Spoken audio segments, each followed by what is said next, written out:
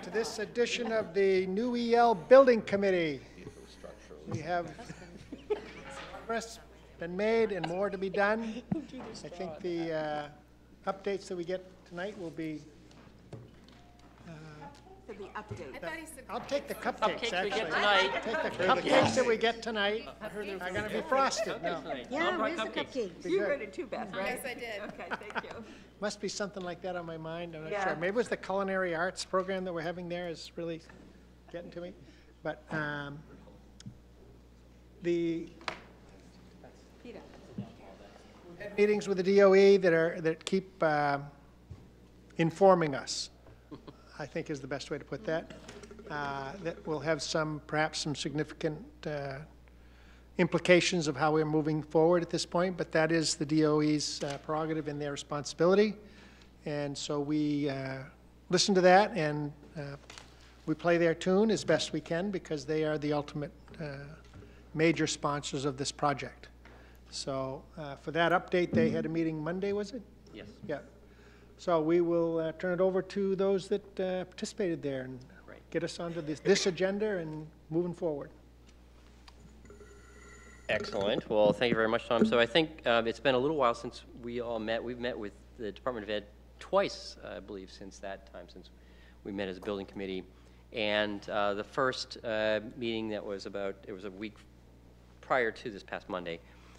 It was the first time that we shared with them some of the conceptual organizational patterns that we were developing, that we shared with everyone, the 3 different schemes of the courtyard, the fingers, and the pods, and so those diagrams that we shared with all of you brought to DOE positive feedback on all of that. So that was really a good meeting with them. And then we've been evolving that because as we told everyone at the time, that was sort of a diagram just of what the different spaces might lay out as. And so since then, we've been really working on dialing in the floor plan. And what's important about that is that it establishes the square foot values that we've been working on that space allocation workbook.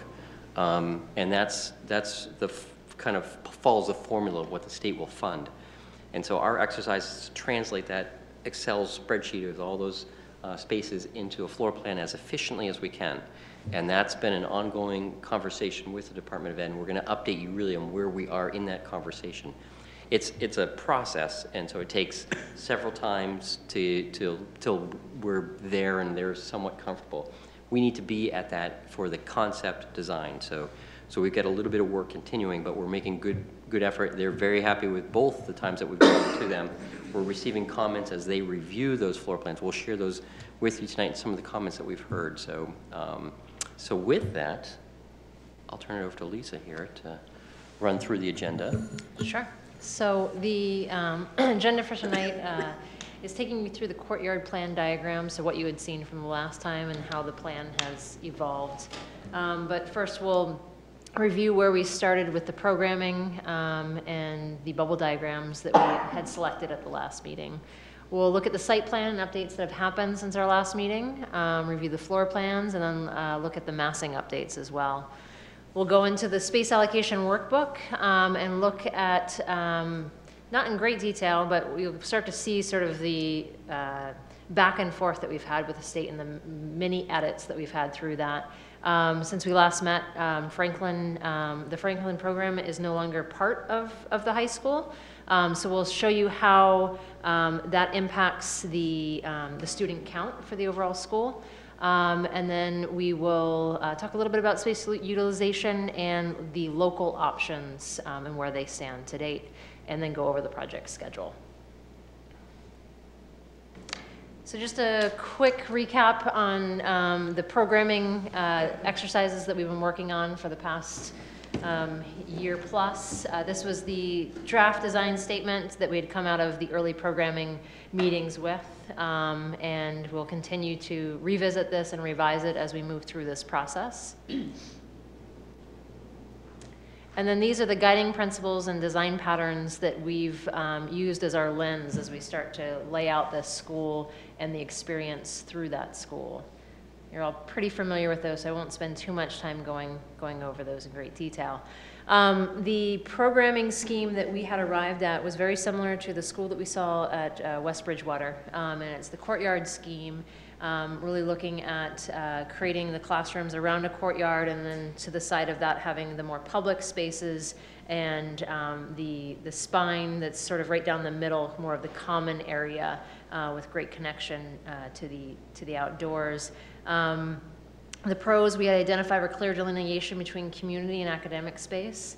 The courtyard allows you to have great wayfinding. You always have the relationship back to the courtyard to understand where you are in the building. And so you'll see when we go through the floor plans that we've really tried to emphasize that in different areas. Great connection to natural light and views. And then protected outdoor space, so that courtyard really allows you to have an outdoor space that is protected at all times. And then it's an efficient layout, and it's very compact as well as flexible. And some of the, like Mark was saying, we've gotten a lot of compliments for the DOE just on the efficiency of the plan that we've gone up with to date. Some of the cons, the scalability isn't as flexible and as much scalability as we have seen in the other plans that we had shown. Limited options for expandability, and then solar orientation wasn't as ideal as some of the other, as pretty much the finger plan was the ideal solar orientation layout. That said, this is the site plan that we had been showing right before we started to get into the programming and the diagramming. And not much has changed on the site plan other than now you have the footprint of the building on the plan. We've started to get a little bit more detailed in the layout of parking, as well as putting the looking at how the tennis courts might fit on the site as well. One thing that we're continuing to massage is sort of that roadway by the tennis courts, and looking at that being more pedestrian pathway and less of a second entrance or third entrance, I guess, into the site. So you can see again with the orientation of the plan on the right-hand side, you can see where the courtyard is, and there's sort of a rectangle in the middle of it, and that rectangle in the middle is the library in the midst of the courtyard. But you can also see the orientation of the classroom wing, as we I think talked about last time, the idea that it pretty much faces Minot Avenue, so that three-story classroom bar is sort of at that high point of the hill, looking down out over the lower area and over towards Lewiston. And then you have the very public aspects of the building are right sort of front and center in the very, very centralized point in the plan. And then we have service areas which are identified, and maybe I'll just kind of point on the screen. So here's our courtyard. There's classrooms lining this with views out here, which is really, really nice. We have the auditorium is in the middle, then we have the gym, and then we have career tech programs here. And so as the entrance drive comes in, and you have a loop here for buses and a loop here for parents, you have a service drive that comes here and wraps around the building here with access to a service yard with building services and kitchen deliveries on this side. Also access to the stage for getting equipment or sets or things on and off of the stage area. And then you have the access here to the career tech programs, manufacturing programs, as well as fire and emergency preparedness. And that classroom bar on the furthest right is where the three-story portion of the school will be, almost directly across from the intersection down below. And Mark, just the tennis courts are in the upper right? Okay, Right. great. Exactly. And so when we first delivered this plan to the Department of Ed, they were a little concerned. I mean, here's the connector from Western Ave to Harris, and so they were a little anxious about, well, is that an improved drive? And so this is a little in flux right here. So they're concerned about paying for and having another means into the site. So we're working on an alternative to that. But right now this shows 6 tennis courts, 1, 2, 3, 4, 5, 6. And this shows parking here and here.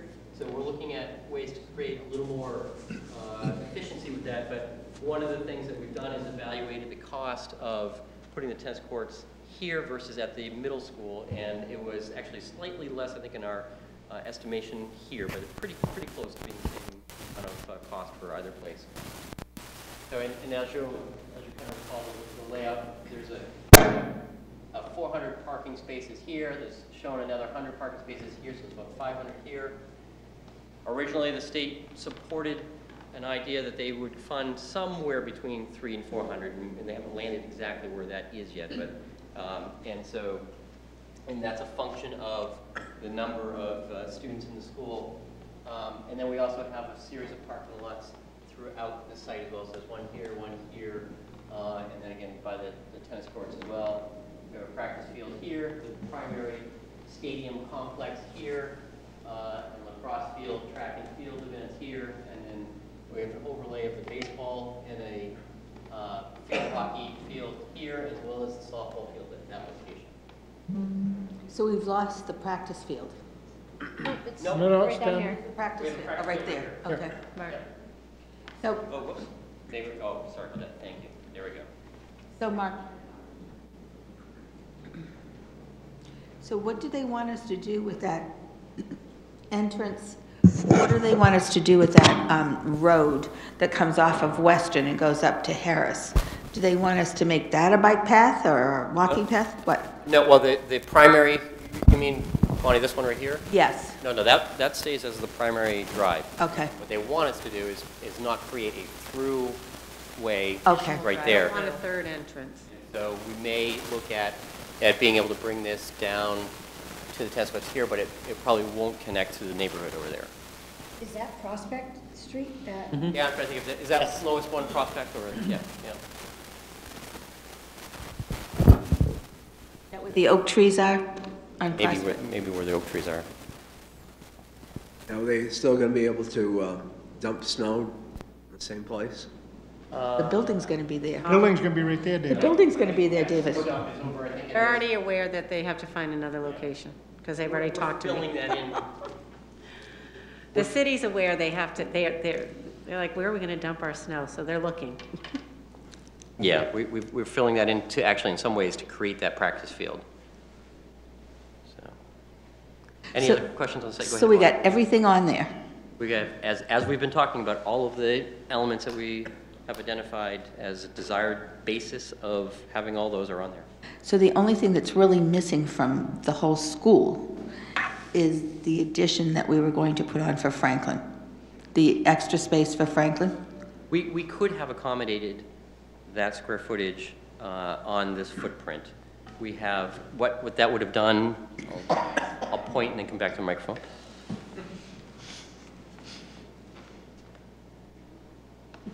That little green space. So that space would have been a little longer had we had the Franklin program in there.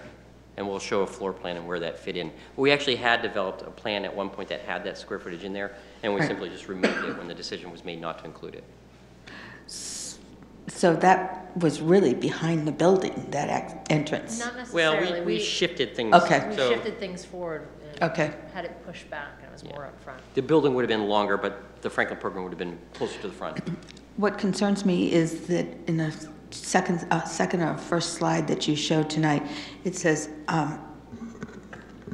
it's limited expandability. Yeah, actually, we found some ways around that. We got a little clever with this, and we'll show you. We had highlighted some of it before, but we actually have a fair amount of expandability in this plan. In the building itself? Correct. Okay, and the other thing, if anybody follows civility and respect, there was a whole big comment about flat top roofs. What are they, nuts, flat top roofs? And somebody said, look around, that's what we have. And so we hired an architect Right. that knows the BOCA code and all that stuff, I'm sure. Yeah. So flat top roofs, So the state, so first of all, the state will not fund a pitched roof. So if we want a pitched roof, that's additional cost. And the flat roofs, we call them low sloping roofs. They actually have a slope to them. Yep. But flat roofs perform as well as pitched roofs. We can easily design them, and there's less volume in the building with them. So in some ways, it makes some of the detailing of the building a little easier than a pitched roof. Okay. All right. So this was the diagram that you guys had seen just before the holidays. And so I'll go through these relatively quickly, but just they're in here for context as to where we were and where we are today. We had shown some areas of future expansion at that time, sort of in the back of the school, the second and third story of that connector. This is where the floor plan is today. So I think we have them up on the boards here as well, but a lot more refinement. Walk them Yeah, I guess, yeah. through it. I'll try to.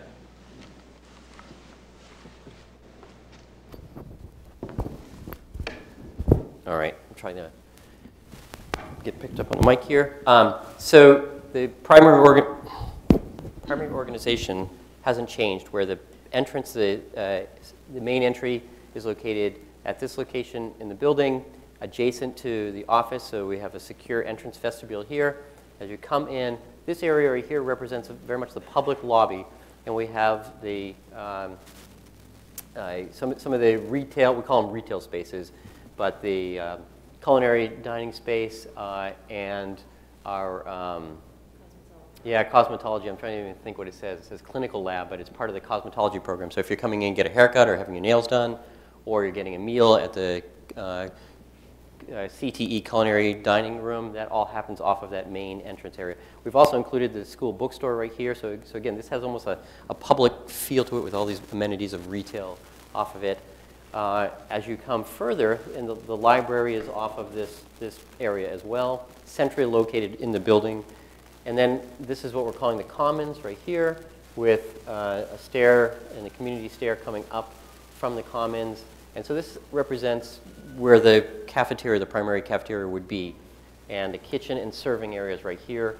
There's an aspirations culinary program that is here. So we have the kitchen, the aspirations culinary, and then we have the CTE culinary program all in this area. And as we talked about, building services are here with the ability to bring in food goods and other items right from a service yard in this area, as well as the stage is right here. So coming right in from that service yard into the stage or into these kitchen areas and that location here.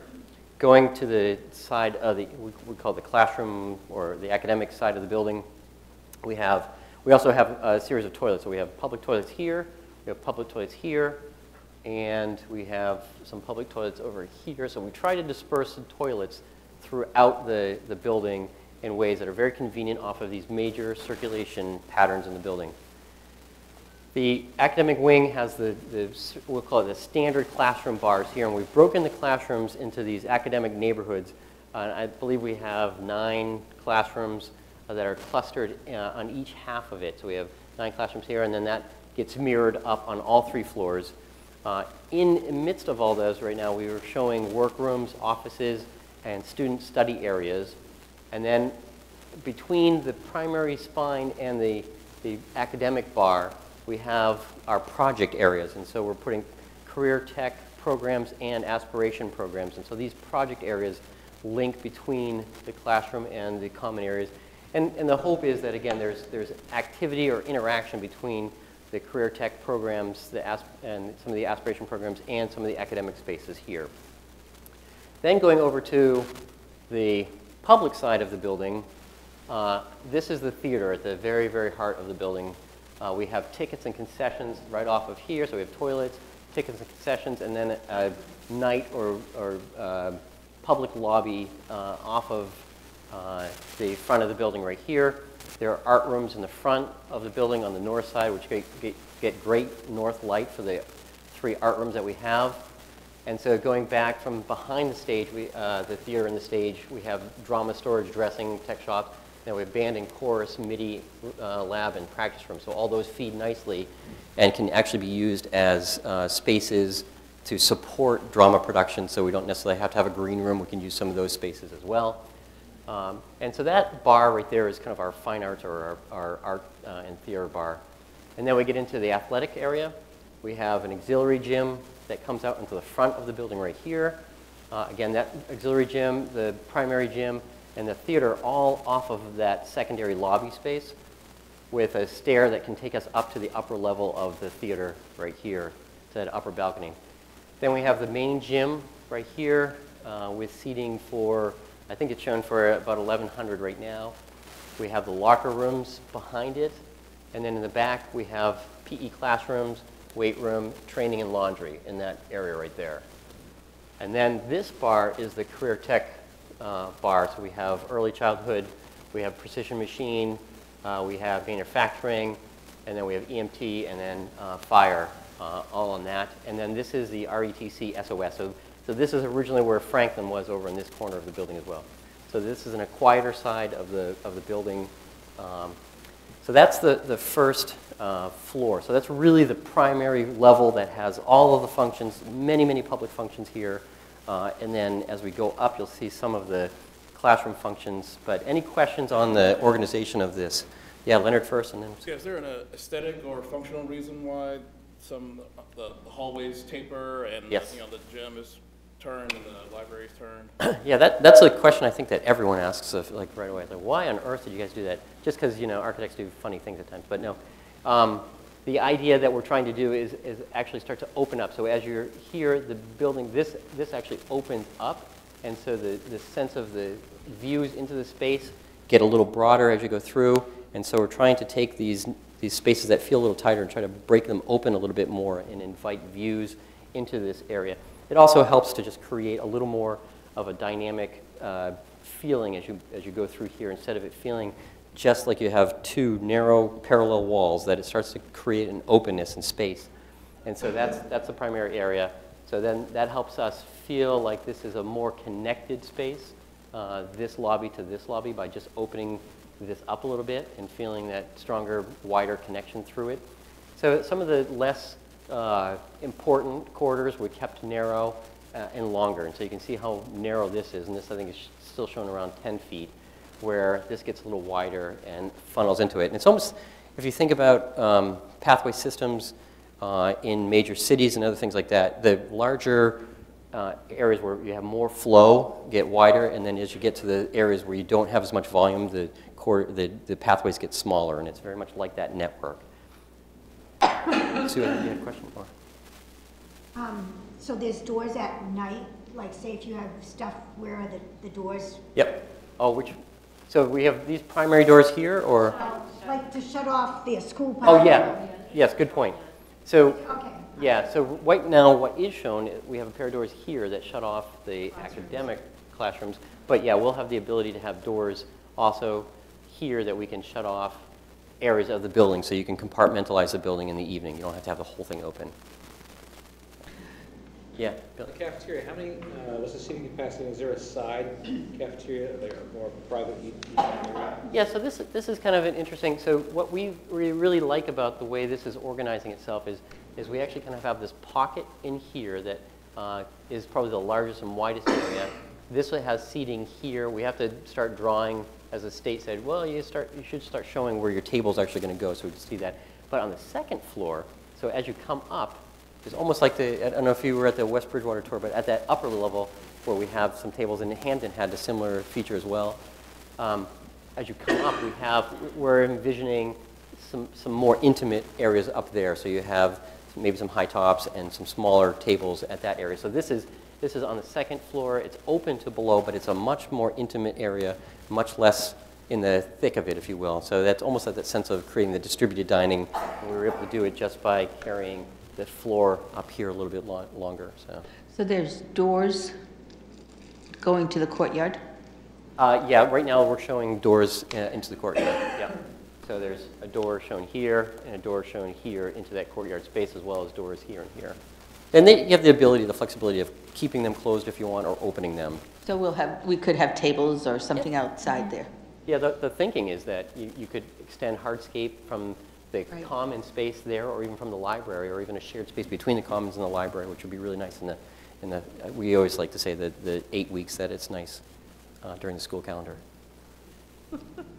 Spaces for storage. I'm looking at classrooms, but I'm also looking at the art area where they bring in pallets of clay, that kind of stuff.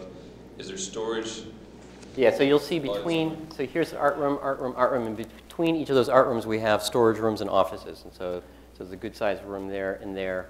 And then in the classroom areas, we actually have, in this cluster, we have workrooms, we have a conference space, we have offices, and there's some spaces for some storage in that area. So expandability, we know that there's going to be 3 stories on the left-hand side as you look at it. Yep. So can we expand upwards on the right-hand side too, if we need to? Our primary area in looking at expandability is, so on the second floor, we have more of the career tech and aspirations in here. This one shows the special education spaces here. But on the next level, we have opportunity for future expansion here, and those aren't small. So if you see this is right here, shows 3 classrooms. So we figure you could get about 5 classrooms on each side. You have almost as much as 10 classrooms on each, which would be an expansion of 20 classrooms of regular sized classrooms, just to give you a sense of how much area that you could expand. And the idea is that it's very simple to do because we'll design it so that it can take that story in the future. Very economical way that we're looking at, with Park Ave School right now. So, so it gives you a lot of expandability that's tied into the circulation of the building itself, and it's pretty simple to accomplish. So did you guys do Park Avenue? No, we didn't. No. So the whole roof is going to be structured so that we can just break the walls down and build a classroom up? On top of it. Yeah, we did it. We've done it on a few other schools Okay. as well recently. In Westbrook, there was one that just opened up. So the idea, can you expand on top of this side? It gets a lot more difficult, and primarily if you look at the second floor, we can sort of see why. So on the second floor, as you come up here to the right above the main lobby, we have on the second level we have what we're calling the wellness suite, and so it has guidance and health, and so that gets kind of organized. The health partner, the nurse, are all in this area right here. We have some conference spaces in the front of the building right here, and so that kind of again feels like it's as we like to say, it's sort of immediate because it's right at the front of the building, but it's a little more removed because it's on the second level, so it's a less traveled area of the building. So as you come up here, you have stairs to access this area. We have another set of stairs that can get you up to this classroom area over here, and again, 2 stairs on the back side as well, so you can circulate easily through the classroom. And then we have a corridor that comes down and connects to the upper level of the auditorium. But that's about it. And this is a pretty tall volume space. And then the building gets much lower in these areas back here. The gym is another high-level space, pretty close to the size of the theater. And then the stage house gets up much higher itself. So the idea of we have mechanical units, and that right there gets really difficult. We'll have spaces that you wouldn't necessarily, and the volumes change radically too. So the circulation isn't set up to, there's no way to get to some of those spaces. Tom? For the art rooms. Yeah, you could. Yep, you could stack on top of the. But what we're thinking of doing, art rooms they're a little bit larger than a standard room, so we'd actually like to get a little more height in those, and we'll show you on one of our next slides to get a little more volume in those. So these right now, this roof goes a little higher than the floor line right there. But if CTE really takes off, Yep. and we want 5 more places, can we go up over that? There are some of the lower spaces, or we can move back Okay. in that as well Okay. on the site. Where's the elevator? We have 2 elevators shown right now, and the state is examining that very carefully. So we have one elevator right here, which is right off of that primary lobby. So on the lower level, on that primary entrance level, when you come in, the elevator is right next to the lobby, so you can move right there. And so if there's a performance going on, you can come in, go right up, and you're at the theater, at the upper level of the theater. The other elevator, because this is only a 2-story, we have an elevator in the classroom wing that goes and connects to all 3 stories right there. And it's not just a 1-person elevator, right? It's not just one person. You can get, It's a lay flat stretcher elevator. yep. Lay a stretcher flat. Okay, within good. it. It's I a was little, going to say, if you're going to put your nurses up on the second floor, you need to, exactly. Good point. the doctor has Yep. to think about these Yeah, and things. somebody mentioned that too. So if you, That with the state, so you're right on the mark. exactly. So we look at if our nurse area and health area is right here, it's really close by to get to the elevator and get out of the building if we need to. So unlike at Mount Blue, when the ambulance drove up front, and they brought the student on a stretcher all the way through the building almost, past the offices. So what we're going to do is that they're going to be there, they're going to go Boom, down boom, the boom. elevator and boom. Yep. Okay. Right out there. Yeah. So that's where we are right now with the floor plan. It works really well from a adjacency perspective on a number of fronts. I'm sorry, Brian. Kind of a follow-up to Leonard's question. You explained the hallways and the angles there. Yep. How about the what do we call it, the auxiliary gym? Yep. Is that, explain to me the orientation for that in the library. Is it for a solar feature? Is it lined up with the stars? What's the... Exactly. So if you actually connect, no. There's a couple of reasons. One, what we're trying to do is inflect towards that primary entrance area right here. So what we want to do is create this as the emphasis and create hierarchy over here. And so we're actually pinching this secondary entrance. It almost becomes, it's much less visible when you come up to the building itself. So that's one reason that we rotated. The other reason is we actually create some spaces by rotating that. So by pulling that out, we actually create this wedge in here that would get the AD's office, and then we have toilet rooms, and then we even have a little space to be able to get bags and storage and things like that off of the court itself. So it was to really kind of rotate so that we're inflecting towards that primary entrance and create some of these residual spaces as well as reduce the emphasis of that entrance. We lost the auxiliary lecture hall little... Yeah, we had, at one point we had, I think, 1,000 square feet for a lecture hall, and I'm not sure what we would have done in that, but the sense or the feeling we got is, is it possible to use this, the community stair, with projection onto this wall right here, similar to what we saw at West Bridgewater? And we liked what we saw in... West Bridgewater? No, in Mount Blue. Oh, Mount Blue. They had that, that room across the hall there. Yeah, and we'll start to see how the local pieces right now are settling out in terms of the additional spaces and costs. But the idea that this actually is intended, it says auxiliary gym, it can be used for lots of different things, but that's a space, but we have lots of spaces, we think, in here that offer opportunities for gathering.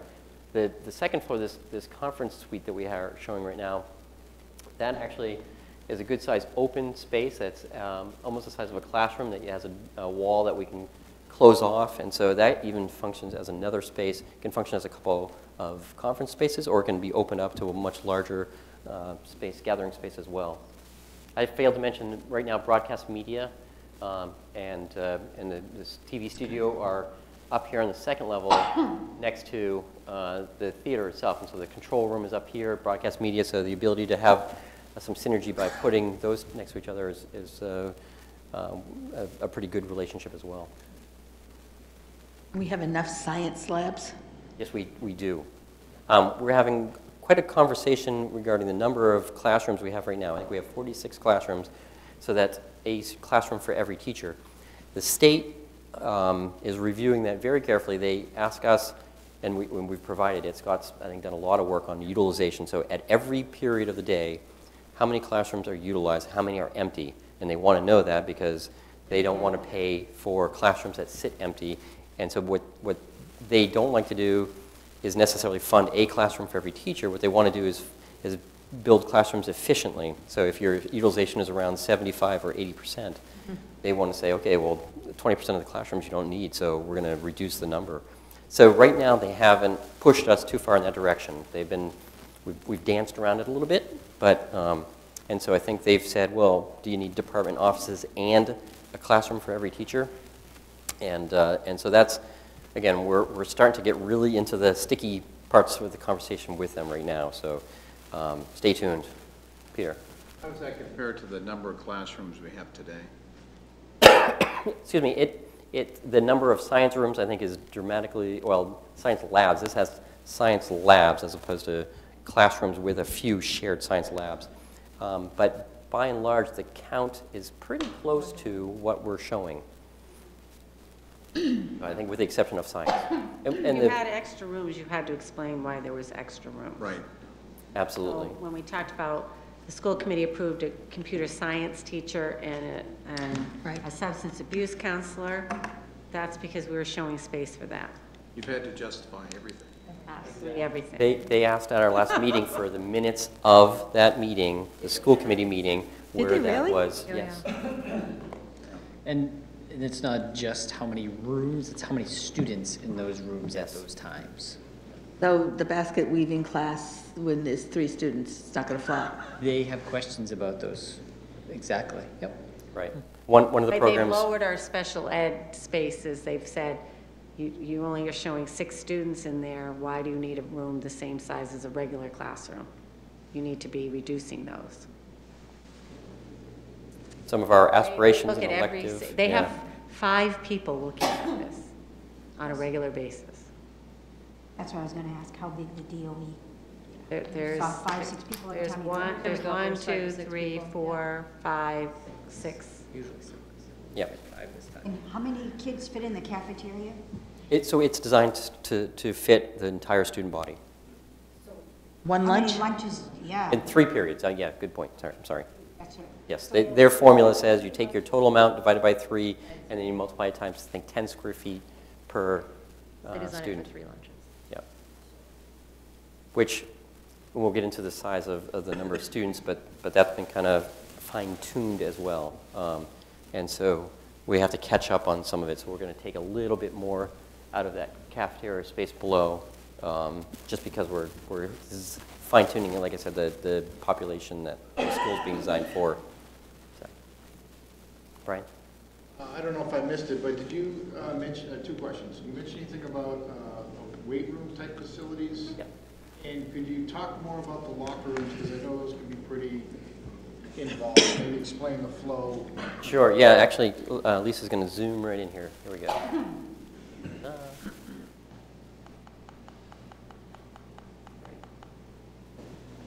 A couple things that this doesn't show that because of the way that the computer program, can you see that all right?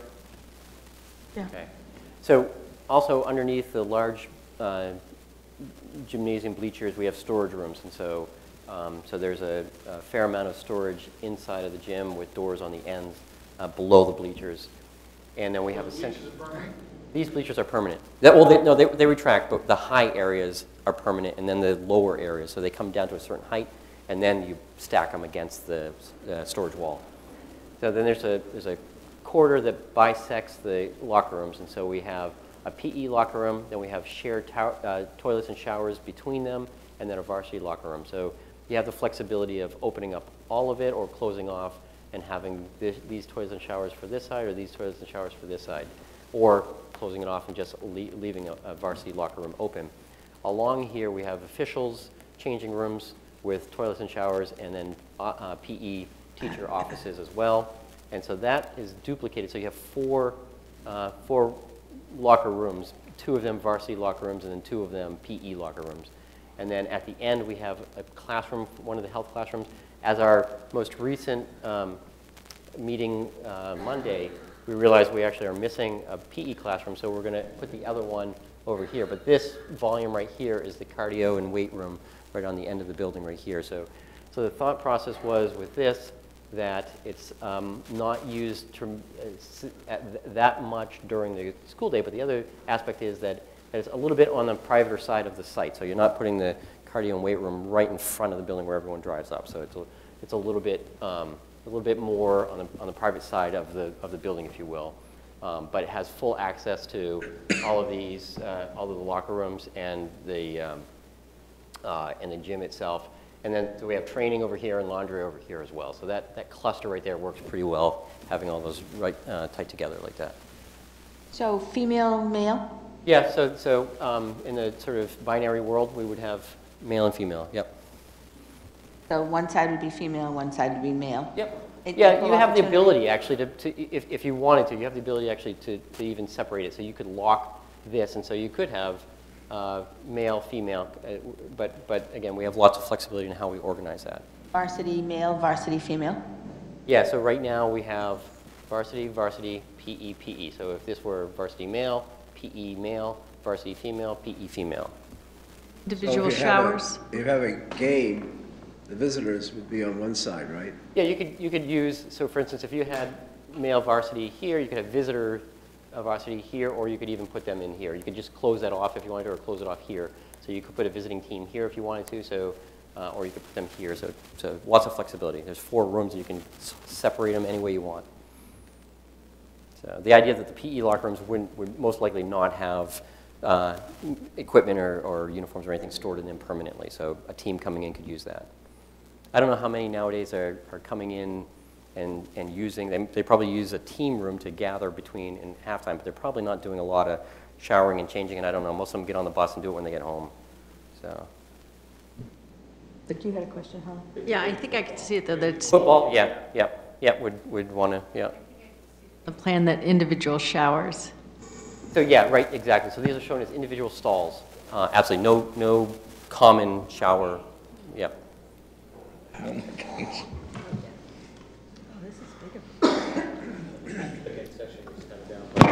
Yeah, if we slide down, we'll see exactly.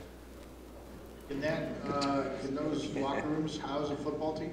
How are they sized? So right now they're sized to the state standards. I don't know if we've looked specifically at what our width of locker is, but we've got the ability, we're showing quite a bit of, and I'm trying to think in terms of the square foot to give you a sense of how big they are.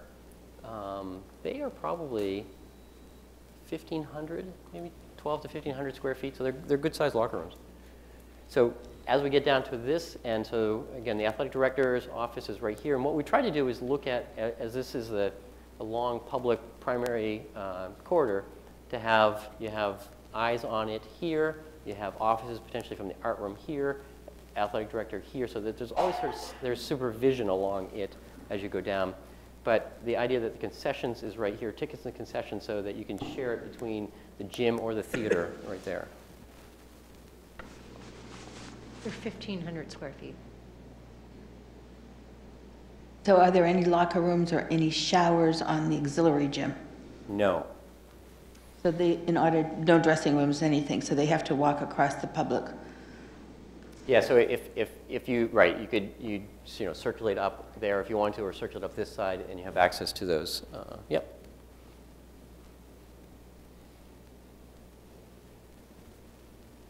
Assuming there's a back door, so if there's those back locker rooms for, say, football, yep, they can walk out the back side of the building and that practice field. Yeah, so there are doors here, but we also have the door down here. This is probably the closest. I mean, if the football field's down over here, you might actually find, if you slide up for a second, we might actually find that the quickest way to the locker rooms is probably right through there. Boom. Yeah. Talk about access to the stage for equipment loading. Is it a rollaway door, double door, loading dock? Yeah, so what we've done it in lots of different ways. What we tend to like is oversized bifold doors because we can get sound gasketing much better on hinged doors than we can on a rolling door. And we've oversized them to almost the same size as you would. So we can have 8 feet wide by 10 feet high on hinged doors. And so what we typically would do is have those right here. So if we're using this as our primary loading zone right here, they come right in and right into the stage right there. And we can even create a light vestibule if we need to as you bring things in and out. Right now we're showing the tech shop right here, stage storage right here, dressing rooms right here, and then drama storage right here. So all of those are back up right onto the stage itself. And this isn't necessarily final by any means, but the idea that the proximity is there and the size is there, and we'll fine tune exactly how we get things in and out. So the size and shape may change and may go in this direction, so we're bringing plywood or things in that way a little easier than trying to bend it through multiple directions. But the idea is that we've got the sizes right and we've got them in the right locations. We've created little costume storage areas as well. So we've got drama, costume storage, and then stage storage in that area. The 10-foot wide hallways? Yeah, these are shown as 10-foot wide hallways right now. Yep. Right. It's a good supervision in that main corridor. It makes me look at those long 10-foot wide corridors. So my thought goes to surveillance. Is that part of the plan? So the long ones, the issue here is that there are no alcoves off of them. So you'll notice that there aren't any little nooks and crannies off of them. So you can take a clear shot and you can see anyone in those corridors going right down. Same thing here, that goes right down. And then we've got offices and this area in the music space where we do have supervision here. But from here, you can see straight shot. You can see the fact that there are no alcoves that anyone can kind of do whatever they do in the corridors. There's a corridor, though, right? This one right here? Come down. The light green. Oh, right here. Yeah. Yeah, this one has doors right here between the culinary program. So the question of whether or not that's a functional use, it may be that we have offices here. That right now we're showing because otherwise to get from here over to the music, you get a long way around. So, so right now we're showing it as a corridor there. And it may be that we have to look at ways of creating more visibility in that corridor. Those cutouts by the music rooms, is that just corridor space? These cutouts right here? So right now what we're doing is trying to create access to practice rooms. So this diagram shows practice rooms off of this common space instead of having them off of the rooms themselves. It just gives you more flexibility without having to actually go into the music or chorus room to get access to those. And then they can also be used more flexibly if you instead of assigning one to particularly one aspect, so whether it's choral or instrument, that you have the flexibility of that. And then the MIDI lab is right here, and then chorus right here, and then storage between the two, as well as storage right here. So, and the state actually was scrutinizing our storage numbers, so we're going to look at those a little carefully. But You had 400 seats. That would shrink that in? what you can't, well, I don't know if you can see clear or not, but there's a hatch, sort of this reddish hatch right here. That hatch indicates the local piece. So here's the small 400 seats, if you will, or area that represents what 400 seats would be. And here's the other 800 or so seats right here. So if the community says 400's good, Yep, we'll take all that out. so what happens to all that you're taking out? Does it, Well, the whole building is going to shrink in some way. so it won't be a space anymore? Right, yep, gone. And what, is that set up for 1,200 right now? Right. Yep, and if it becomes 900, then it just comes in a little bit. And so, But we don't gain any more space? well, the building gets smaller. You don't gain any space. No, there. We can't keep it, right? No. Can't keep the space. These are all really great. We've been playing over the plans for weeks and weeks here, so it's really good to see you guys start to absorb the building, because this is pretty exciting for us. So, and it represents a lot of really, we think, can be some really great uses in the building. And thinking about what you have now and thinking about how this lays it out, it'll be night and day. So. Where's the mechanical? Oh, well, that's a great question. That's a. I don't know why we missed that one.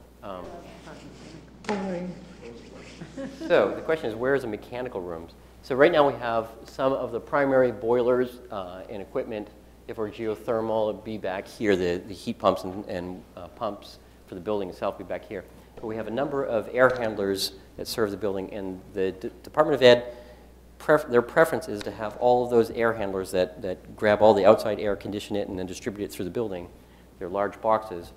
And their preference is to have all that on the inside of the building.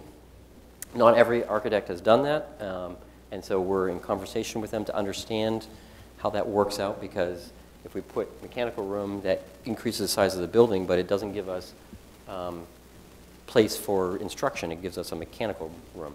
So right now we have a mechanical room here that services, the air handler serves this wing right here. We have a mechanical room here that services this zone right here, and then we have one here that services this, and then all of that is flipped on the other side. So we have 1, 2, 3 air handlers on this side and 3 on that side. There are 6 air handlers that serve this right here. And then if we go to the second floor, we have another 6 on the classroom side, but then we also have, I think there are 4 or 6 in this room, and then we have a mechanical room here that services the art rooms. And then we have a mechanical room here that services the gym.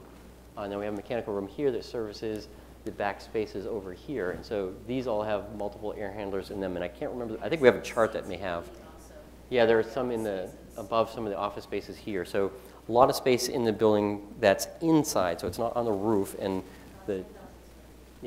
10,000 square feet. And the advantage of having them in the building is that the service life is much longer for the equipment. It's easier to service because you're walking into a space as opposed to having to climb on a roof to get access to it. And so there's advantages to having it. So the equipment will run more efficiently, longer, and it's a lot easier to maintain. So the downside is, again, that's a lot of area that we're devoting to the mechanical, so. And we're on a slab. They're going to be on a floor slab, yep. Yep, and so in many ways, I mean, this mechanical room is built on the same floor slab as the classroom. It just doesn't have any finishes on the inside of the room itself. It just has walls, and that's it, and some lighting.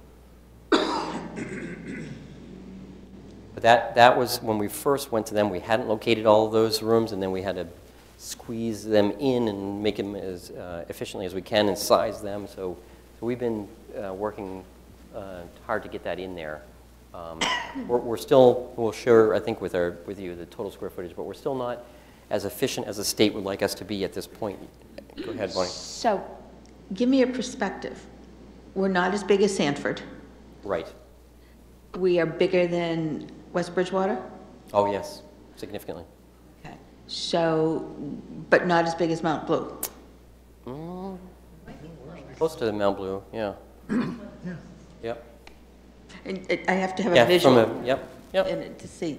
Yeah, it's about probably, I was almost going to say almost twice the size of West Bridgewater because of the career tech piece and all the About 50,000 square feet less than Sanford. Yeah. Oh, that's not bad. So how much did we lose when we pulled out Franklin? About 28. About half of it? About 2,800 square feet. Oh, 2,800. Somewhere around there, maybe 3. Yeah. Okay. So we're going to be significant.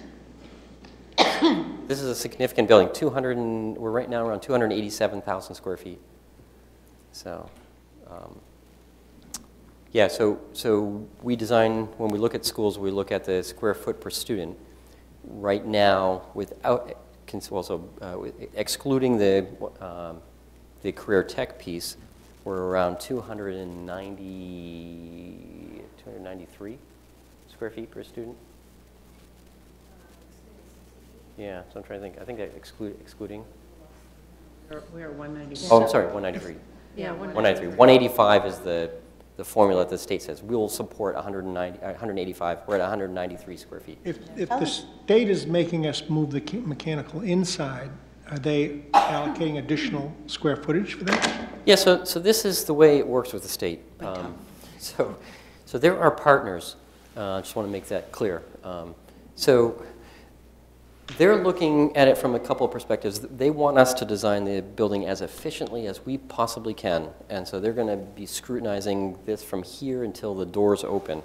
The materials, all the little cranking that we're doing in the corridors, every square inch of the building, they're going to say, you know, is that absolutely necessary? And right now, if we could get the whole area down to that 185 square feet per student, they would say, yeah, we're pretty comfortable with that. But right now, we're over. And so they've asked us to put the mechanical equipment inside, and normally they would be, okay, well, so they're looking at not only from the efficiency perspective of how we're laying it out, but the other piece that they're looking at is how cost efficient are you being? And so they're wrestling with both right now and trying to push us on the efficiency for both of those items right now. So the challenge we have is even if we were really, really efficient on the space planning side of it, that they're still going to scrutinize us on the cost efficiency side of it as well. The challenge they have right now is that the number is what was originally planned for the school was several years ago, and so they're now trying to grapple with how much is this really going to cost, and they're thinking that it's going to be a lot, and they're going to have a lot of people scrutinizing them with the cost of this school.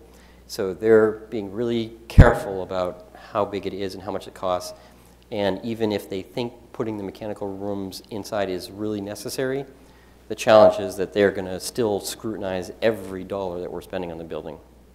So I don't know if that answers the question or not, but it's sort of, there's those two pieces that they're trying to weigh to make sure that they're not spending any more than they absolutely have to for this building. They do that to Sanford? Yeah, they did. They did. And so the likelihood is that this building may or may not cost more than Sanford. So the challenges that they have is that it's a big number. Did you tell them, though? That we have. Did you tell them that we have a directive from the mayor that we need to be the best in New England, the best school in New England? We have mentioned that, so. That was the directive. Were you here that night? Well, so they will tell you very clearly, you can have the best school in New England, but you may have to pay locally to get that best school in New England, so. Well, if it's gonna save money in the long run to have the stuff inside, it just. That's a challenge, because they have to look at first cost. They have to justify the first costs as well. Brian? At first glance, I love the access points and the controlled elements that you have there. Programmatically, I guess I know the auxiliary gym is going to be well utilized. Is that primarily for I guess where does the public fit into the auxiliary gym? Why is it front and center versus? Well, so there's a couple of reasons. One, this is a really big volume, so putting that right in the front of the building, it becomes difficult from an architectural massing perspective. You get a really big blank box. And so we're trying to actually create something that's a little more careful in terms of the fenestration and the volumes of the building on the front of the building, so that this whole front really, as you come in, is a very, very attractive school. And we think this, in some ways, may get as much use, if not more use here. If you think it could have yoga classes or fitness classes or basketball or volleyball or all kinds of things. It's a regulation-sized court right now, so we think that that could have a lot of public use, potentially more public use than the very, very large two-court gym. And what they did at Mount Blue and some other ones that we looked at is that was like an overflow for graduation or performance or something like that. So if they only give us 400 seats, we've still got this auxiliary gym down here that we can use as pipe it in. Yeah, absolutely. You could have overflow here. And I don't know if you still have school dances or not. They did when I was growing up, but the idea that having a school dance in a massive gym like this gets a little, it feels a little empty. So having it in a little more intimate space actually is a nice venue to have something when you don't need that full volume. Yeah, not too intimate. Yeah, thank you. Shouldn't use the word intimate. Small scale. Did you say you volunteered to chaperone? Yeah, I will. Exactly. Thank you. Sign me up, Scott. Brian. I'll chase you a little bit on that. Sure. I know programmatically, to be able to open it up to utilize what essentially is 3 horizontal courts, to have that type of flexibility is not a bad thing. And the idea of, if not in the first go-around, but maybe down the road to have some type of elevated walking track. Good idea, Brian. Over 3 courts versus, 2 in a separated area to the third. That's interesting. Yeah, so there's you could imagine pushing this back and making it one large 3-court volume. Yeah. Yep. The idea yeah, I can see kind of some pros and cons. From the public, from the front of the school, I think would be a nice feature. Yeah. Good idea. Yeah, that's interesting. Vice versa then, can you push it back? No and I would tell you, that's all on the local side. Right, that volume and pushing it in the track, right, would all be. Scott's been to too many of the DOE meetings, I think. I'm starting to speak. Well, then you have to say, you can't walk to the CTE area. Yeah, You're trying we'd have to figure out all of that. Switch your locker room. Oh, he's. Bring your locker room forward and then. Yeah, that's probably, we don't want locker rooms on the front of the building, just, thinking, but we're mindful of that, and there may be ways of doing that. So in fact, to kind of show you, and this is by not any means final, but the next slide I think shows the massing, which may give you a sense of what we're talking about in some of these. So this was just the big blocks that we did in the organizational patterns. But so this is that volume of the auxiliary gym in the front of the, so here's the parking on the parent, actually this is the bus loop right here, and then the parent loop right here, and the parking here. And so the art rooms are right here, the auxiliary gym's here. This volume actually is not shown correctly, but it actually comes up much higher than this volume right here. And then we have a lower volume here, the career tech piece is over here. The primary entrance is right here, so we've got this very large glass wall right here that invites people in and says, okay, I'm the primary entrance, come see me here. And then you can see a little bit into the courtyard right here in the 3-story volume, and then these 2-story volumes that connect it. And that's where, again, we easily think we can just fill those in to create the expansion space right there. And so the idea of having the fenestration on the front, having the volumes that come up and down, but having areas that scale a little bit lower, the 2-story volumes, a single or story and a half volumes, and even some of the single-story volumes actually create variety and interest on the front of it, and we treat them with different materials, and we have a little more play in the way that we fenestrate them. And so all of that adds to the liveliness of the front of the building and really makes, has opportunities to scale things in a way that, as you approach the building, feel really nice. It almost becomes a village or collection of volumes as you come up to the building, instead of That auxiliary gym plays down that entrance, and you focus more on the main entry. The DOE was quite happy with that, because from a safety security standpoint, they want to make sure you emphasize that main entry over any secondary entry. So the dark gray part is the parking lot. Yes, right. Yep. And then there's landscaping in the green. 3 trees. What is that? The landscaping, there's opportunities for landscaping in the green. Okay. So the light gray that divides and goes up. Yes, right here. That's not a road. Nope, that's kind of hardscape, that sidewalks that allow you to get into the plaza in the front. And what we're trying to do is actually, we're working with the civil engineers to get this to align a little bit more directly with the primary entrance right there. So it takes them a while to bring them along. Yeah, but. Is that a glass wall on the auxiliary gym? So yeah, that right now is shown as some type of open fenestrated wall right there. So we're very mindful of the fact that that's a gym, and so the concern about impact to glass walls. But is that a security challenge? Yeah. Better, because you can actually see some of these approaching buildings. There's plenty of areas. Yeah, there's this inherent tension nowadays in the whole discussion with security, the idea that do you put any windows in the front of the building, because that is a weak point in the building, but the psychology is actually opposite that, in that gives an opportunity for anyone to see what's going on in the front, in the sense that as you're approaching the building, you're being observed. You're not able to come up to it. So there is still this inherent tension between openness and the sense that we want to create a fortress. What most of everything that we've gone through in the educational planning side says that finding that balance doesn't mean you should have bulletproof glass at every opening and you shouldn't have openings themselves. It actually suggests if you create a warm, a welcoming atmosphere where people can see what's going on, people can identify, does that person belong here? There's something a little agitated by this or that, and it's more of the behavioral side of it than it is trying to make sure that we create a fortress. Like a Hampton Inn over on this side. Sort of looks like a Hampton Inn on this side where this academic level is. Oh, that's interesting. It won't be when we're done. Okay. So there's a regular rhythm. We've actually, we've got some studies that we're working on right now with a lot of the materials, and there's things that push in and out, and these change, and there's materials that you can't see the brick right now. So, but it's pretty, it'll get a lot better. So, but we want to give you a sense of how does that look like when we start to extrude that up.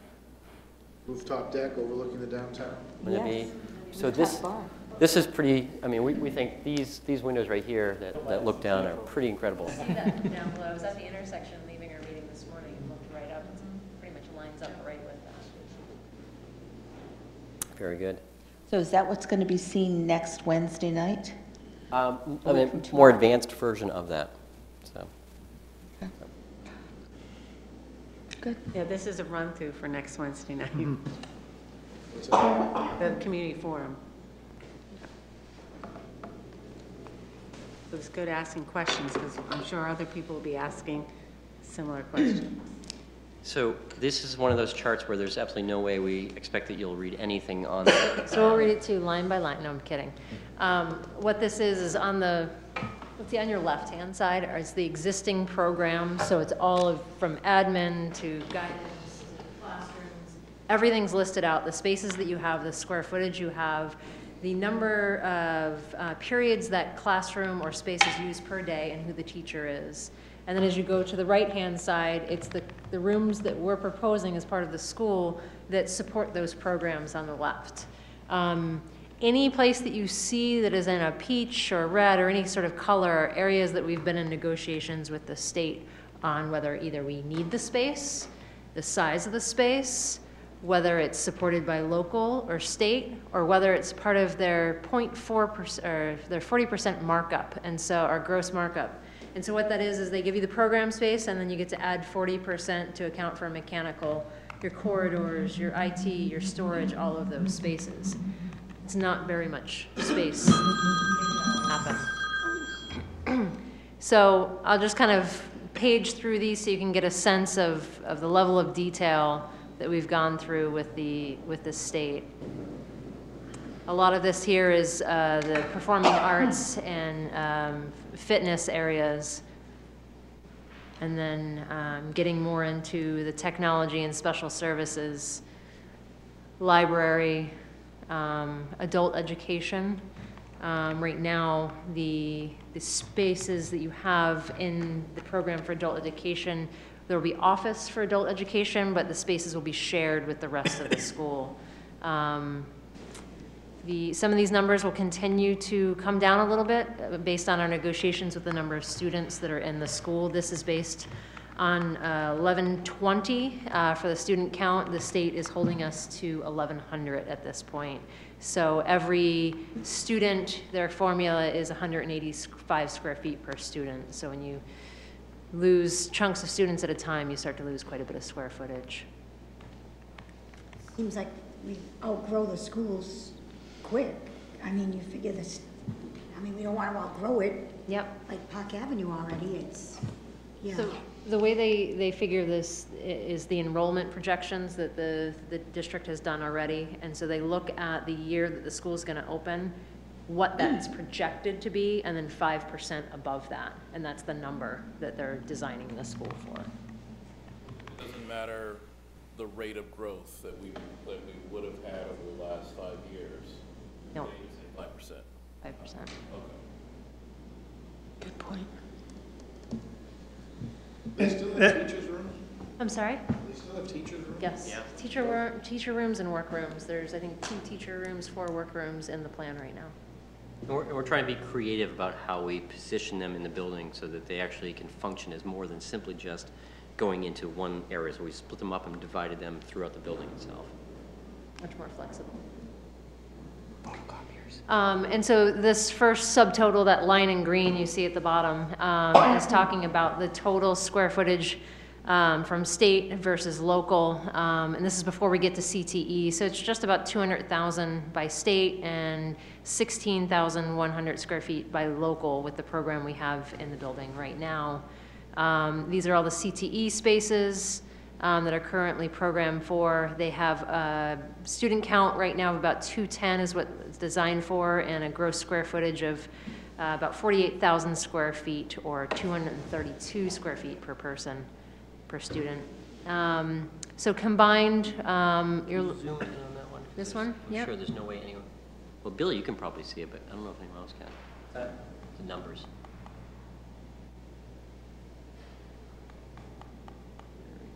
Can you see that? There we go. That's good. Oh, yeah. So the local is on for 16,000? According to the space allocation workbook. According to, yeah, exactly. So this is sort of our design guideline, what we're trying to design to. The design guideline versus the reality of the plan is where we're trying to make the two come as close together as possible. Right now, there's a delta of about 14,000 square feet. So that's something we'll get into the conversation about in a little bit here as to what that space is, and then how that's essentially paid for, and how we shrink that over time. But anything above what the state will pay for then falls on a local expense as well. 14,000 square feet and the price per square foot as well? We're not sure yet. Yeah. Whatever the construction rate is in 2022. Yeah, 1, 2. Yeah. So that's a good, and not to be flip, Brian, but the idea is that the cost per square foot of projects last year were 320, I think. So there was Just construction? School construction costs for, yeah. And it doesn't include soft. Right, and that's just construction cost itself for the building, so give you a sense. And there's about a 25% markup on the construction cost to get to the total project cost.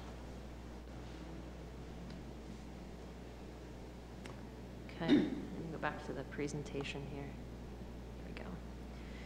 So that's the document that we go up to the DOE as part of our negotiations, looking at this, looking at the floor plan. And so the last meeting we had with them was really showing how on January 7th we met with them, and again on the 14th. On the 7th, we did not have any of the mechanical spaces in the floor plan, and we had a gross square footage of about 287,880. When we went back on the 14th, we had not only decreased the size of the gross square footage to 286,200, but we also absorbed 12,000 square feet of mechanical, IT, electrical spaces. So we did a lot of shrinking of the plan and spaces in order to absorb all that square footage. And so you can see right now that the square footage per student is at 198. And so they're looking for us to get down to that 185. So we're about 13 square feet over per student right now, which is about the 14,000 square foot delta. And if we had, so you can imagine if we took out that square footage for the mechanical, that's about 10 square feet per student less right there. So it would be at 188. So just to give you an order of magnitude of how large that mechanical space takes up. And then this is just a summary of all those mechanical spaces. How big is the auxiliary gym? 6,500. And that's local? No. Right now, it's in the state column. To get an idea of Yes, scale. scale. Yeah, exactly. Yeah.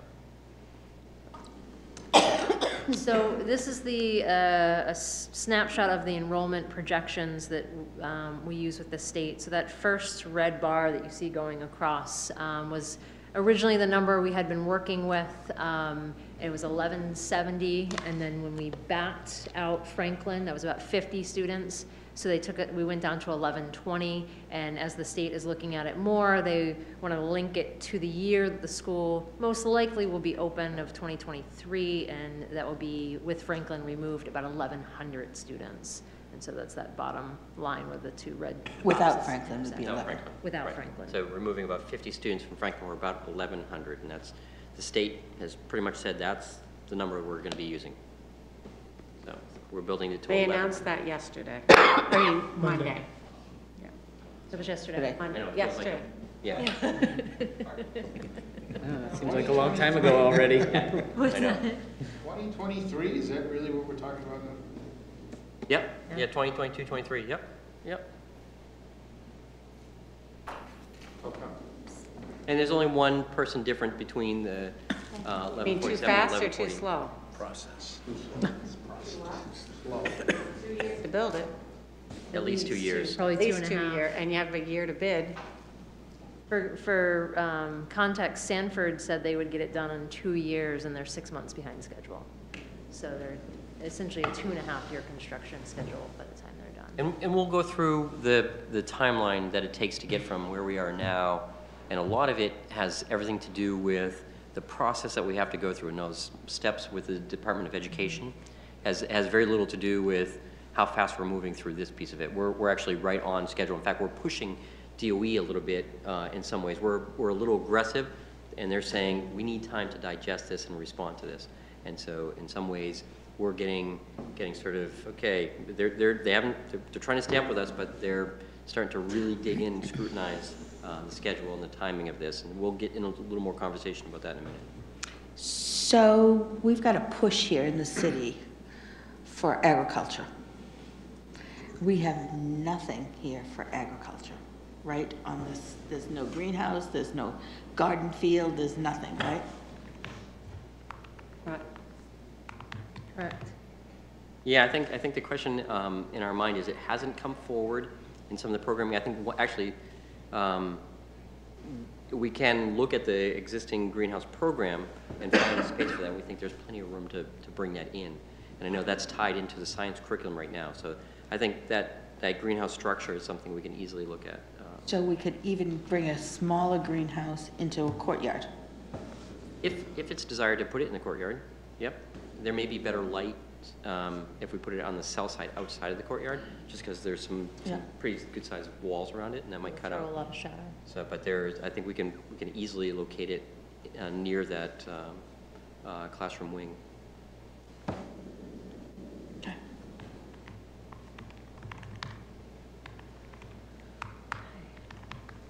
So looking at the local costs, so building on the many great conversations we've had with this group as well as the community and putting together the local items.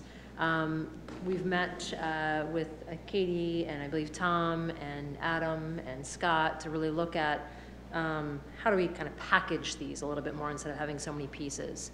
And so one thought is we kind of created a base bid, what we consider essential to the school. So the auditorium, having the 1,200 seat auditorium, so about 840 of those seats paid for by the local community, the theatrical lighting, sound, rigging, the catwalk, the tech shop, the dressing rooms, the theatrical storage, so really making this the state-of-the-art auditorium. So right now, that is tracking to be projected to be about $4 million construction, and let's say about almost $5 million total project. So that's where you're seeing that 25% increase for that. And again, these are all draft numbers. This is sort of a first pass at these. Stadium, putting together the package of artificial turf on the football field, soccer field, the field lighting, the grandstands and press box, the 8-lane track, which the state pays for 6 of those 8 lanes. Concession building, so that concession building has not only concessions, but bathrooms as well as storage, and field irrigation. It's about $2.5 million or 3.3 for total project. The enlarged gym, so going above the state standard for the size of the gym, we've increased it about 700 square feet, I think, to get you closer to the size gym that you guys are used to in your building right now. It's about $130,000 or $160,000 for total project cost. Climate control, so if we were to have climate control for the entire building, so the state pays for administrative spaces as well as the library. The whole building would be an increased cost of about $1.5 million or $1.9 million. Interior features.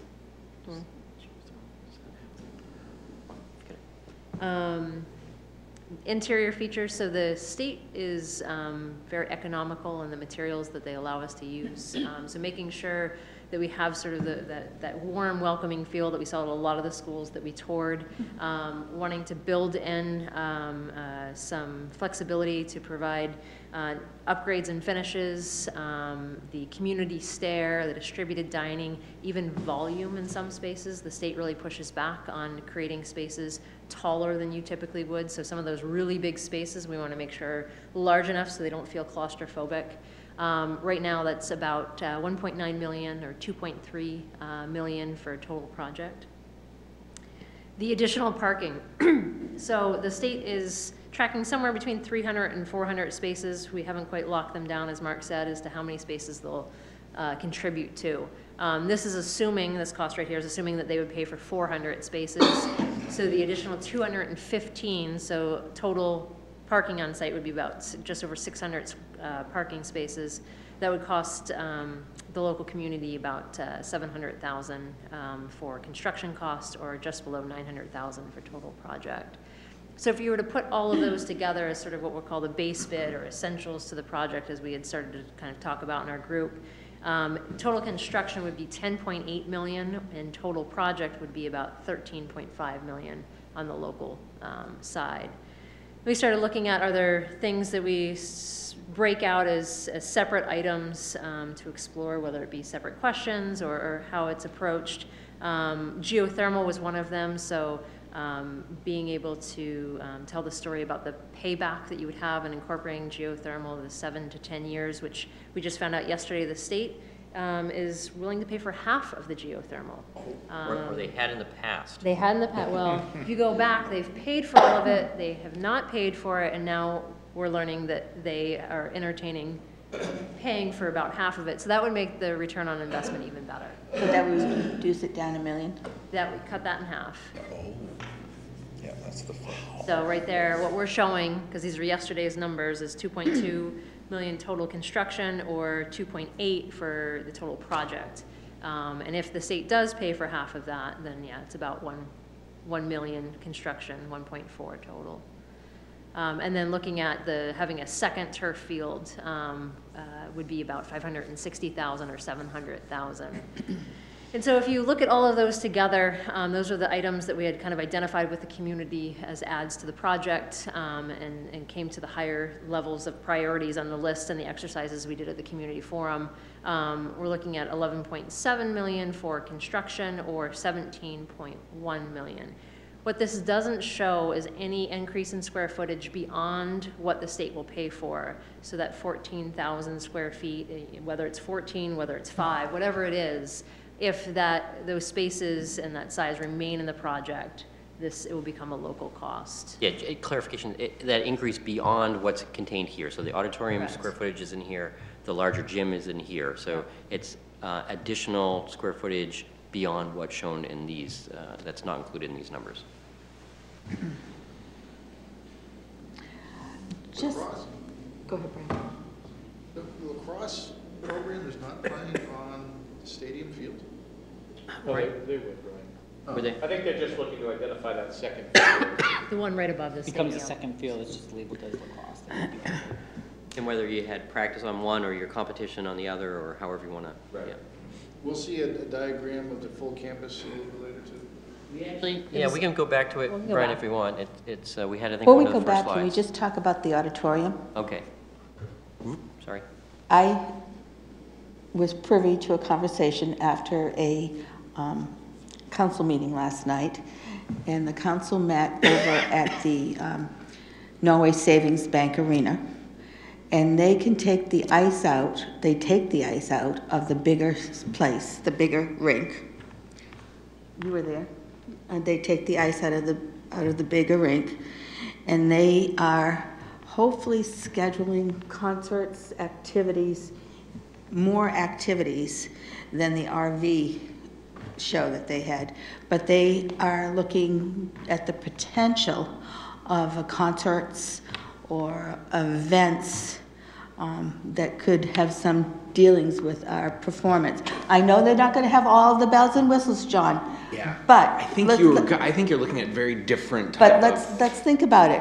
You and I know that. Yeah. But Joe out at Rowley's doesn't know that.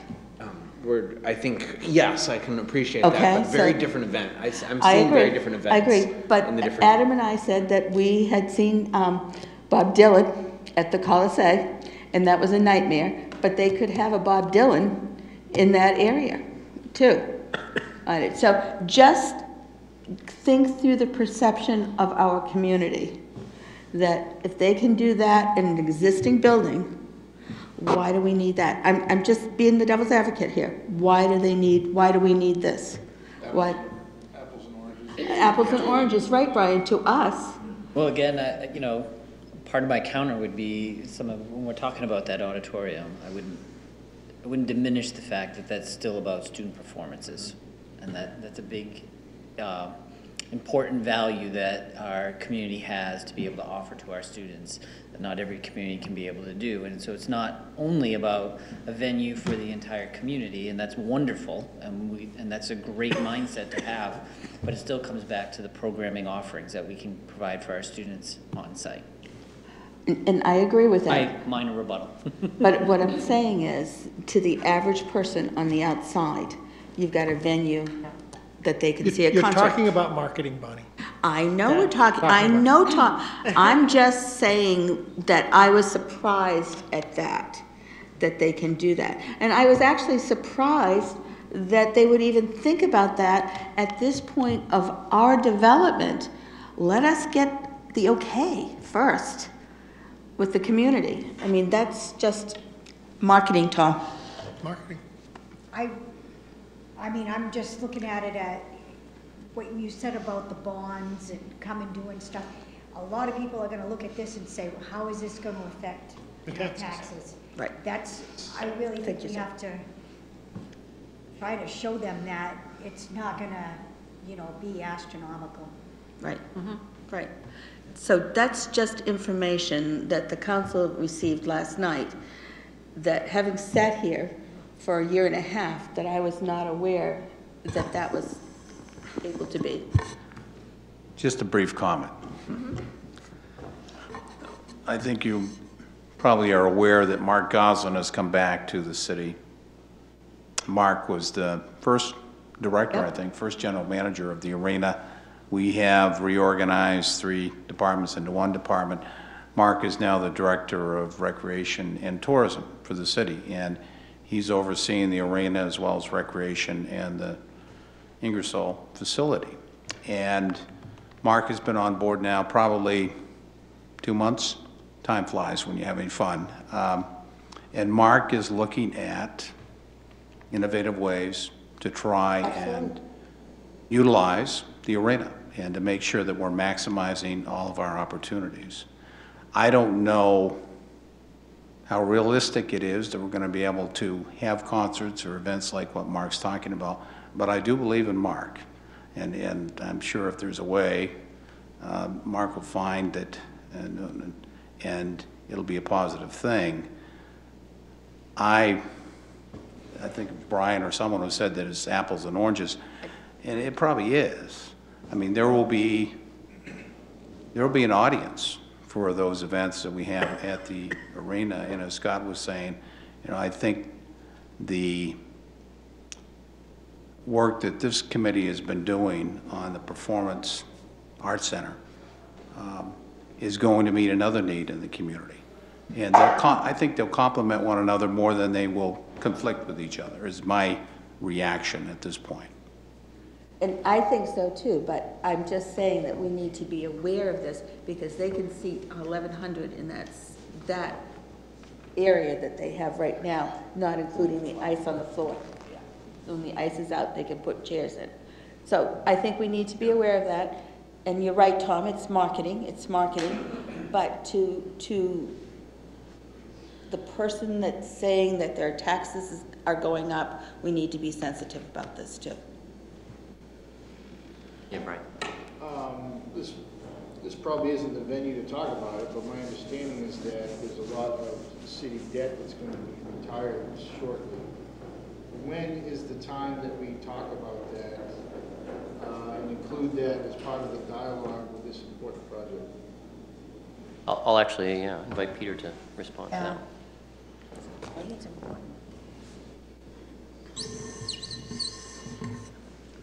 Brian,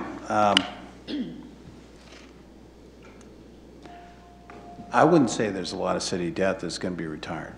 I mean, that's a myth more than it is reality. People are wishful and in their thinking on that. We've had some discussions between Jill Eastman, the finance director for the city, and Adam, myself, and Katie, looking at what the impact's going to be. And we've shared some of that information previously. We'll share more of it as we go forward. But I would not pin a lot of hopes on that. The debt that we now carry as a city is actually not nearly as much as we could financially. And I don't think that you're going to see a lot of debt retire in order to be able to pay for this new high school. There are other things going on at the legislature having to do with municipal revenue sharing and maybe a local option sales tax that could help pay for the cost of a new high school, but there's no guarantee on that. So, you know, we'll continue to provide financial information, but there's not a lot of debt that's retiring. We may, there's so many meetings, what you were told, who's been told what, when, where. So I believe at the city council meeting, at the last city council meeting when we presented, we did present that $20 million would be 92 cents. Right. So we did discuss that. To the mill rate. To the mill rate. Yes. Yeah. So we did discuss that. So they did a projection on the 10 million, 20 million. So we said, well, the 20 million is 92 cents. So then if you keep adding on, you know where you're going up. And then it starts at 92 cents in the mill rate. And then as you go through with the debt being paid off and so forth, it would reduce. I mean, you have other city costs. So to say the mill rate would go down when other things are going up. But the first year, 92 cents would go for $20 million. And so people have to understand too, with the referendum question will be on the total project, just like the school budget is on the total school budget, even though the local is a portion of it. So again, we have to make sure that community is educated that the full price tag is this. This is the portion the state is paying for. This is the portion we're asking the local to pay for, but you're approving the total package. And so our thought is our total package would go with what we believe is a non-negotiables. You wouldn't build a stadium without lights or bleachers, or you wouldn't build a 1,200 seat auditorium without a stage, the light. So, and then we talked, Tom's favorite thing, and he always says you pick on the sustainability committee, but also give options to the community. So there's the package that we believe we need, and then geothermal may be an additional question. Second turf field may be an additional question. There may be some other items that then the community can say yes to. So they have some flexibility in those dollars. So we've been talking marketing, selling, working. The DOE, we told them we may do that, and they said that's a good good way for the community to feel like they have some say, that you didn't put everything in and it's all or nothing. They have some options. So we picked geothermal right now in second turf field. May be something different as we go through. And then we have to add this additional space issue, which we were talking today, maybe 5 million. So then we may have to just, talk out things. So did that help a little bit with because I couldn't remember if we talked about mill rate at this level. I know we talked at city council. So I want to make sure we're all on the same page. Yeah, I hadn't heard the mill rate part before. Yeah, okay. So you're kind of breaking it down to the average citizen, what that is per year base. You usually use 150,000. Right, so $92 on a home assessed at 100,000. $100,000 would be 90. $100,000, $92 a year. Yeah. There's not a lot of houses assessed. No, but does the math easy. I think when I asked that question to Jill Eastman, she said the average is more around 100,000 than the 150. I'm just saying, when we talked about should we be using 150,000? Well, that's what you've used in the past. Correct. Right, and then I think the last couple of years we've been using the 100,000. But you're right. Gotcha. Yeah. Katie, you just mentioned that, was it 20 or 40,000? What was the to accommodate paying for the extra space that we're requesting? What was that amount? Around 5 million. If we can't reduce the space that where we're at right now. Plus or minus, Depending on where we land. We're meeting Friday to sharpen the pencil again. So we're continuing to work to bring that number down. Okay, is this the first time we've heard that $5 million amount? Yeah, I think it is. Again, part of it is that the floor plan is such a work in progress that every time we go up to DOE, we're pushing and pulling and looking at this space and scrutinizing it, and then going back to our office and saying, okay, what if we squeeze here and push this and pull this and add this mechanical space in? So I think right now it's that delta that we're looking at between state formula for funding at 185 square feet per student versus the efficiency of trying to get it all in with everything we want in the floor plan. So this is a push and pull between the state and our design and where we're trying to go with it, and it's going to happen over the next 2 months approximately. And then mid-March, I think, is really when we have to come up with a number. What are we going to take to the public? What are we going to take to referendum? What is going to get approved by school committee, city council, and go to the DOE for approval? And then we can put into referendum. Those numbers are going to get much firmer by March. And then all the questions, okay, what is going to be the impact, has a much more a real number to it. It's not, well, we could do this, we could do that, it's going to change here, it's going to change there.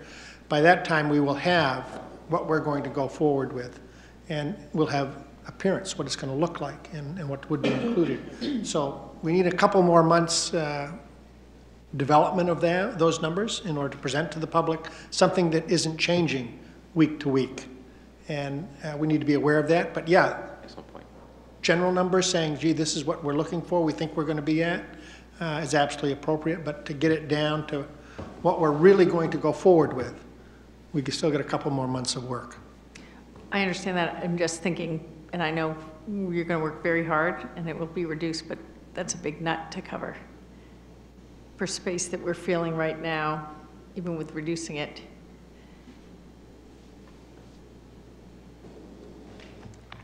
Brian, I'm going to go back up to the site plan for a minute. You had a question about that? Before we do that, well, you don't need to stay there. The 17 million on the high end, plus the 5 million for that's the largest possible nut it could be at this point. At this point, that's further Correct. knowledge. Yeah, absolutely. So we're at about 22 million. Yep. Yes. Yes, exactly. Yep. And that's without taking off half of the geothermal. Right, and that's without taking, That's correct. exactly, Yep, if the that's a state good were to point. fund that half, yeah. So there's a little savings. 1.1. I think it's just a better selling point for the geothermal. It's the payback and. Correct. Field inside the stadium, and I think we have this one labeled lacrosse, but this is what we're calling the second turf field. So whether they practice there or, compete there, those two are in consideration of having turf. Just to comment,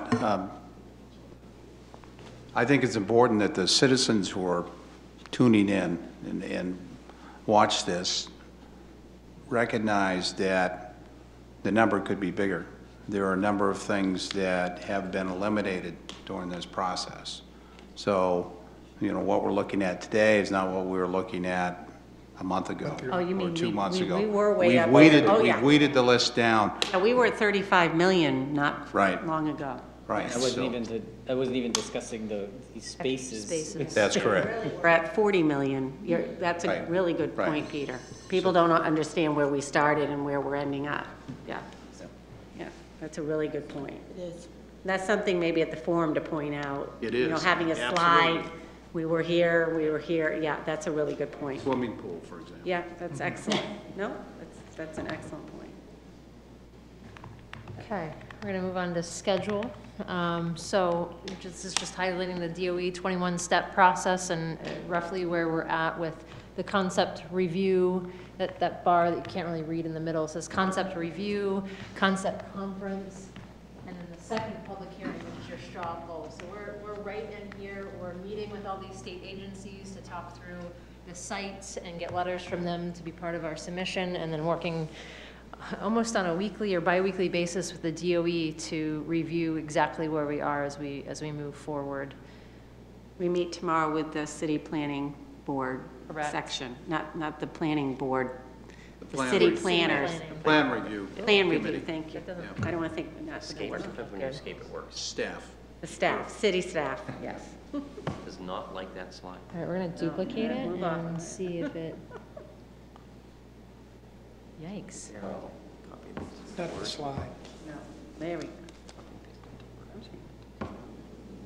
Hold on. Check your connection, or no, Oh, you're on the it's- Wi-Fi. No, aren't but It's you? the the other one gremlins went. in, We don't have gremlins here. oh, yes.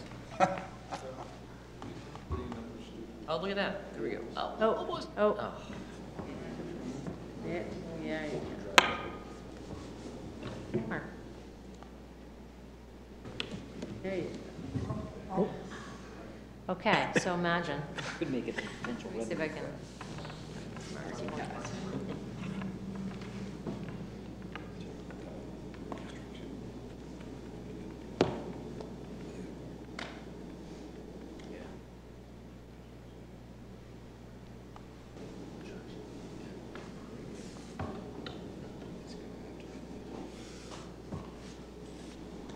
Can.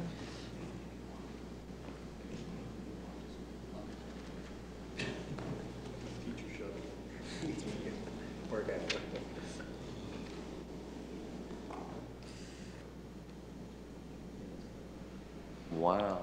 It does not. Color thing or something. Good times. Thanks, Tanya.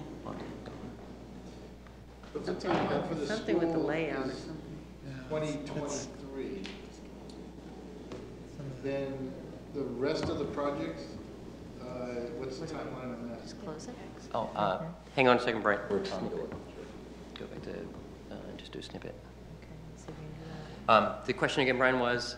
The building itself, Yep. the ribbon cutting will be 2023, 22, 23. and then you address all the fields after that. Right. Correct? What's Right. the timeline on that? So we think, again, and with fields, there's in some ways it depends on if we have how much artificial and how much natural turf we have. If you have natural turf, you actually have to wait a growing cycle for the turf to actually take root before you play on it. And so that potentially could extend out that. So the parking in areas and drives would be very shortly after the building is open. In fact, some of it gets phased in there. Some of the fields come online 6 months or a year after the building itself. That's the easy stuff. That's the easy stuff, yeah. Get the building up and running, get the students into the new building, tear down the old building, and... Grant, too. That's the part where you... Oh, yeah, we have a the track National issue. Park Service grant that we have to work around as well. Did Hampden put there was a school that put their fields in first. Was it Hampden? I'm not sure, Bonnie. There was a school that built their field. Maybe it was Sanford. There was a school that put their fields in first so they could play on them and not have to go to Lewiston or wherever. Mm-hmm. And we're used to going everywhere, so We're just going to we're keep only doing losing our soccer field and our track.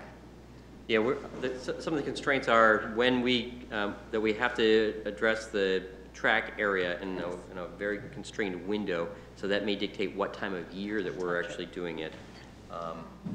There we go, look at that. Okay, it's going to be hard to read, but I am afraid to touch it. Yeah, we have to leave that track up as long as possible. Right.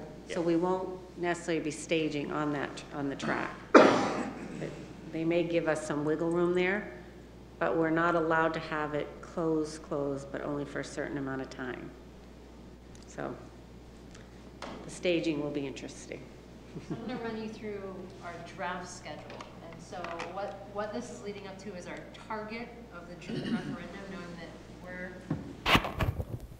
doing everything we possibly can to achieve that June referendum, but some of it is out of our control. So it's really this negotiation back and forth with the state and where we can arrive at in time to get the referendum language, the 30 days that we need it before the referendum finalized. So backing up from the June referendum to have that 30 days, the state board meeting that we would be at is the April 10th board meeting. And so what has to happen before in order to be at that board meeting is we have to meet with the DOE construction committee to the DOE state board. And what they do is they essentially vet the project, they look at the design, they look at the numbers.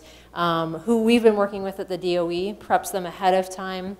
So it's really, it's a formal step within the process. We're building up to that every step of the way. They have to approve it, it then goes to the state board. We have to have our final submission in 2 weeks prior to this construction committee meeting, and that is a pretty thick document of cost, total project budget, site plans, floor plans, letter from all the state agencies, phasing plans. There's a long list of things that we have to get to them. So that has to be 2 weeks prior. And then backing up from that, we're looking at a straw poll. So this is where we're going to the public and essentially looking for them to show their support for the project and the cost of the project and essentially what we will be asking at referendum.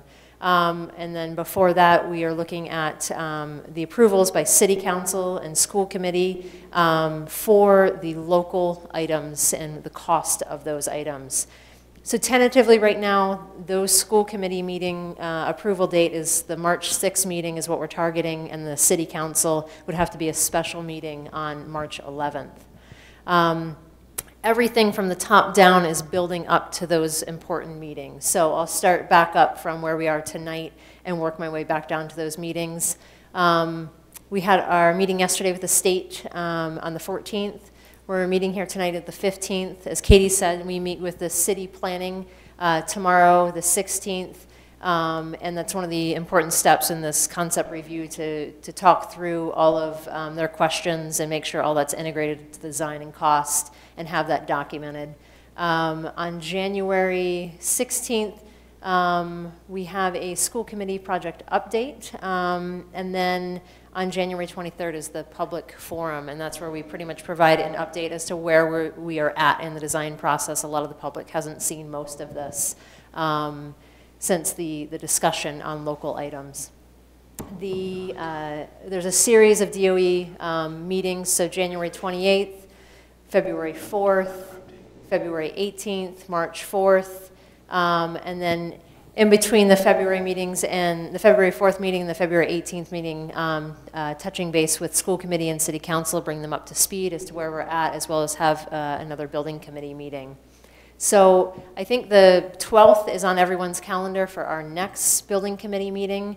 We have tentatively put in, let's see, where is it? March 5th, which is a little bit off of our cycle, but what we needed to do in order to squeeze these other meetings in down below.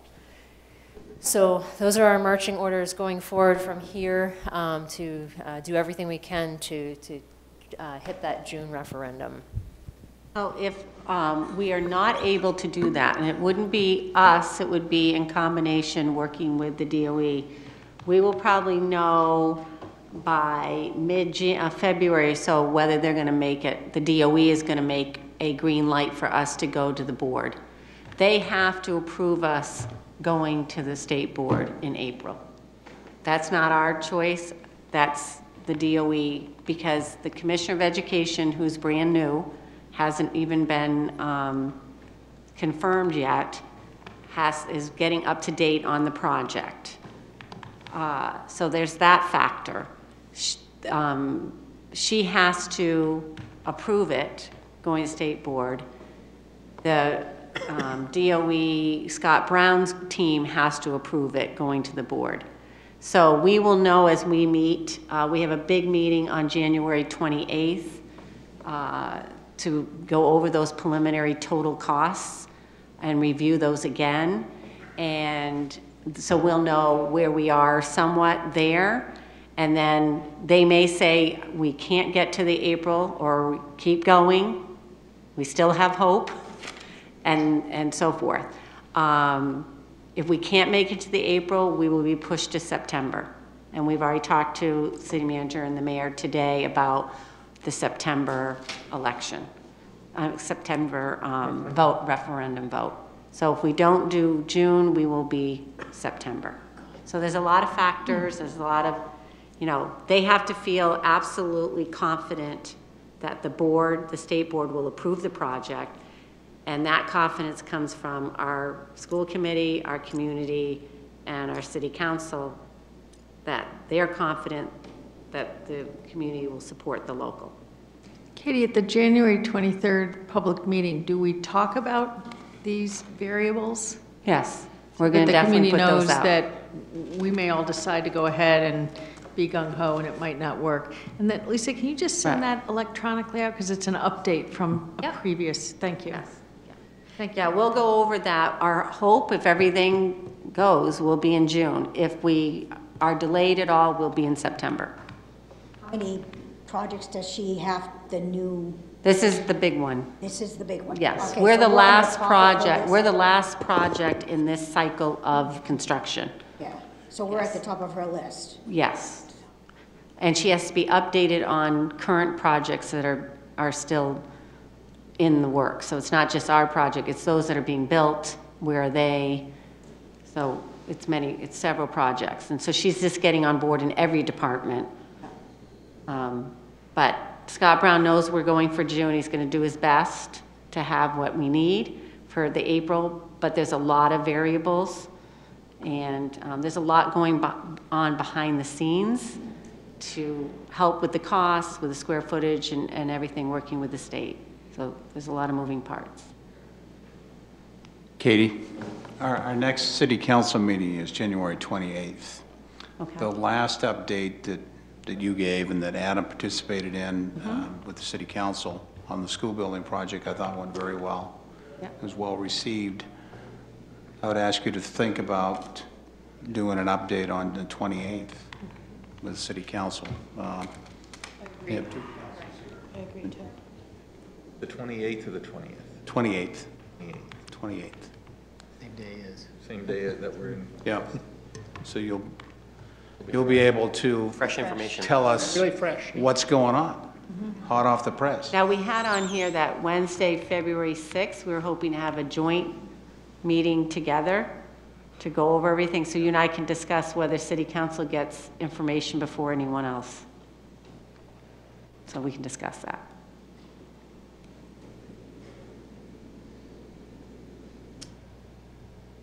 I can discuss that.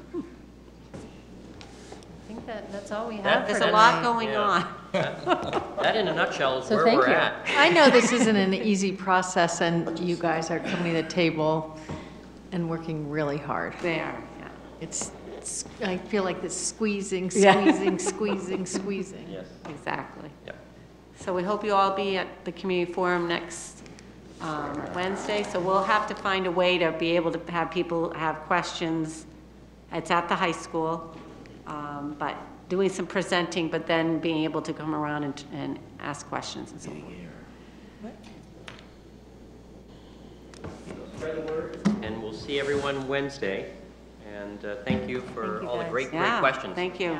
Really good. That was good. Good job. Good job.